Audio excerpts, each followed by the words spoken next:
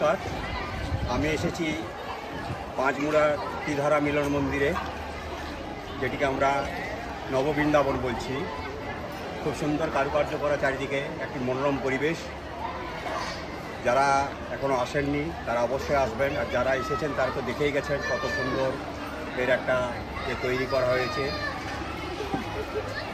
আমরা জেনে নেব এর নেপথ্য কাহিনী, সেই জন্য আমরা এর প্রতিষ্ঠাতা ভজন দত্তের কাছে এখনই যাব এবং তার মুখ থেকে কিছু কথা শুনব। হ্যাঁ, আমি পেশায় একজন অবসরপ্রাপ্ত শিক্ষক, জয়পুরে থেকে রিটায়ার করেছি। আর আমার আরেকটা পরিবেশ আমি বিষ্ণুপুরের যে অমর কাহিনী, মানে যেটা প্রামাণ্য ইতিহাস, আমার বাবা দেখা প্রেসিডেন্ট। তাতে আমি দেখেছি যে বিধানবীরের দুটো ইয়ে ছিল, একটা হচ্ছে শাক্ত ধর্ম, একটা হচ্ছে বৈষ্ণব ধর্ম। বিধানবীর বৈষ্ণব ধর্মে দীক্ষিত নেওয়ার পর তার সমস্ত শাস্ত্রধর্ম চলে এবং কৃষ্ণপ্রেমে সমস্ত কিছু দিয়ে দেয়। তা তিনি বৃন্দাবনে গিয়েছিলেন, গিয়ে সেখানে তাকে এত মুগ্ধ করেছিল সকলের ইয়েতে। তিনি সেখান থেকে এসে বিষ্ণুপুরের বিভিন্ন জায়গা, যেমন যমুনা, কালিন্দী, দ্বারিকা, শ্যামকুণ্ড, রাধাকুণ্ড, রাজমঞ্চ, বিভিন্ন নাম দিয়েছে। আমার প্রশ্ন হচ্ছে, আমি তো না ভজন দত্ত, হ্যাঁ, তা আমার কাছে আপনার সবচেয়ে যেটা ভালো লেগেছে, আপনি কিসের থেকে অনুপ্রাণিত হয়ে এই রকম একটা মন্দির তৈরি করেন? সেটা উনি জানেন। তো আমি একবার বৃন্দাবন গেছিলাম কাজের সূত্রে।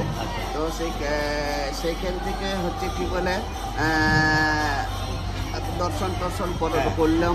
আপনার মনকে ইয়ে করছে। হ্যাঁ, তো দর্শন করার পরে ভোরবেলাতেই আমি দর্শন করেছিলাম ঠাকুরকে, মানে একাদশী দিনেই। তো দিয়ে আমি বললাম যে পুরোহিতকে যে একবার একটুকু মালা চড়ানো যাবে। তো এখন কিছু ব্রাহ্মণ বললো, না না বাবু, অনেক মালা 1 মাস 2 মাস করে সব অর্ডার দেওয়া আছে, তারা দিবে না আপনি। আবার একজন আমাকে কি ভাবলো জানেন, বলতো কি টপ করে দিয়ে আসুন, আমি এই সময় টপ করে একবার চড়িয়ে দেবো।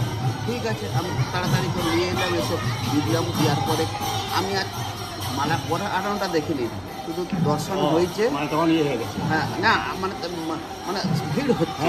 তখন আমি আর অত দর্শন হয়নি। তো ঠাকুরকে দর্শন করার পরে মনে হলো খুব ভালো জায়গায় উনি বিরাজ করছেন, ভালো জায়গায় আছেন।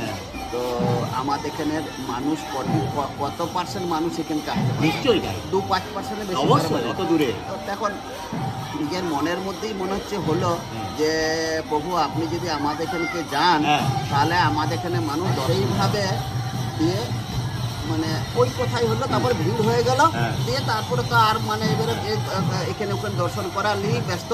দিয়ে তারপরে আমরা চলে এলাম। আসার পরে তারপরে এসে পর এইখানে কিছুদিন থাকার পরে এখন আমার মনে হচ্ছে যে একটা রাধাকৃষ্ণের মন্দির হলে ভালো হবে। তো সেইভাবেই হচ্ছে দিয়ে একদিন গুরু বাবাকে বললাম যে বাবা, এরকম একটা রাধাকৃষ্ণের মন্দির করতাম, তো আপনি একবার মত দিলেই হতো। তো বাবা একটু চুপচাপ রয়ে গেল। তারপরে কি ভাবলেন জানিনি, তো মনে হচ্ছে যে রাধাকৃষ্ণের মন্দির হবেনি, কি এই কথা বলছে।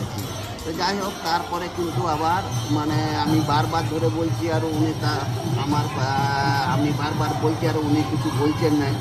তারপরে লাস্টে বললে যে ঠিক আছে তাহলে করো। আমি ঠিক আছে করো নাই, তাহলে আপনাকে এই দোল দিনই উদ্বোধন হবে, আপনাকে আসতে হবে।